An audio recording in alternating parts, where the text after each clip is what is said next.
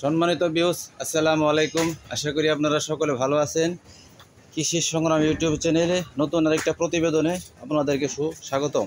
আজকে যা আপনাদের মাঝে আমি শেয়ার করব সেই বিষয়টি হলো, অনেকেই গরুর পেট ছোটো রাখতে চান, মানে পেট বড় করে না। তার জন্য কি করে, পানি দেয় কম। কারণ পানি বেশি খাওয়াইলে গরুর পেট বড় হয়ে যাবো, দেখতে খারাপ লাগবে।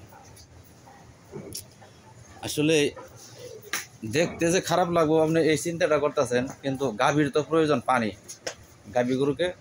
কারণ যেহেতু গাভী গরু দুধ দেয় বেশি, আর দুধ যেহেতু বেশি দেয়, এই জন্য পানি খাওয়ার প্রয়োজন আছে। কারণ পেটের চিন্তা করে মানে পেট বড় হয়ে যাবো গা। পেট বড় না হইলে যদি ভিতরে জায়গা না থাকে,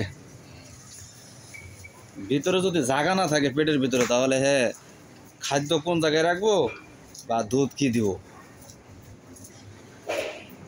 পেট বড়োর জন্য অনেকে পানি দেন মাপে, ওই 2 লিটার দেখা যাচ্ছে 20 লিটার 40 লিটার, 2 বেলা পানি খাওয়ান 40 লিটার। একটা গাভীকে মিনিমাম 80 লিটার পানি খাওয়ানো দরকার, 70 থেকে 80 লিটার। অনেক গরুর থেকে বেশিও খা। আমার এই গরুটা ছোটো গরু, এটাও আমি 80 লিটার পানি খাওয়াই। সকালে 40 লিটার, বিকেলে 40 লিটার, 80 লিটার পানি খাওয়াই। কারণ পানি না খাইলে দুধের প্রোডাকশন কমে যাবো। গাভী গরুর দরকার হয়েছে পানি। পেটের চিন্তা করে আপনার কাজ হবো না। পেটে জায়গা বাড়বো, খাদ্য ভিতরে বেশি রাখতে পারবো, বেশি রাখতে পারবো, দুধ দিব বেশি এবং সুস্থ থাকবো বেশি।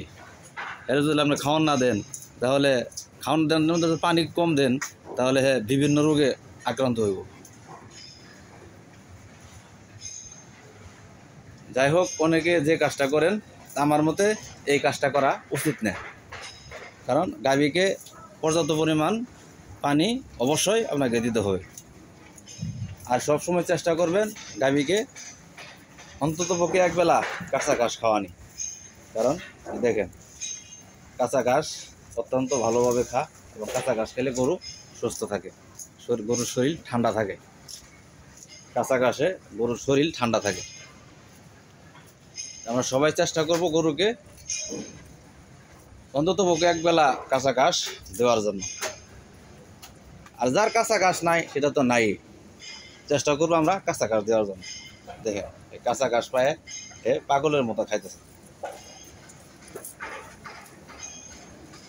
গরু কাঁচা ঘাস বেশি ভালোবাসে। কাঁচা ঘাস প্লাস পানি একটু সবসময় বেশি খাওয়ানোর চেষ্টা করবেন। কারণ পানির উপর নির্ভর করে আপনার গাভীটা দুধ বৃদ্ধি করে, দুধ আসে।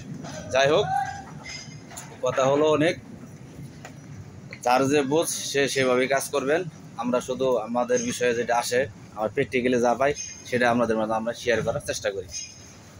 ভিডিও আর লম্বা করবো না, ভিডিও এখানে শেষ করছি। কথা হবে নতুন কোনো ভিডিওতে। সে পর্যন্ত সবাই ভালো থাকেন, সুস্থ থাকেন। আসসালামু আলাইকুম।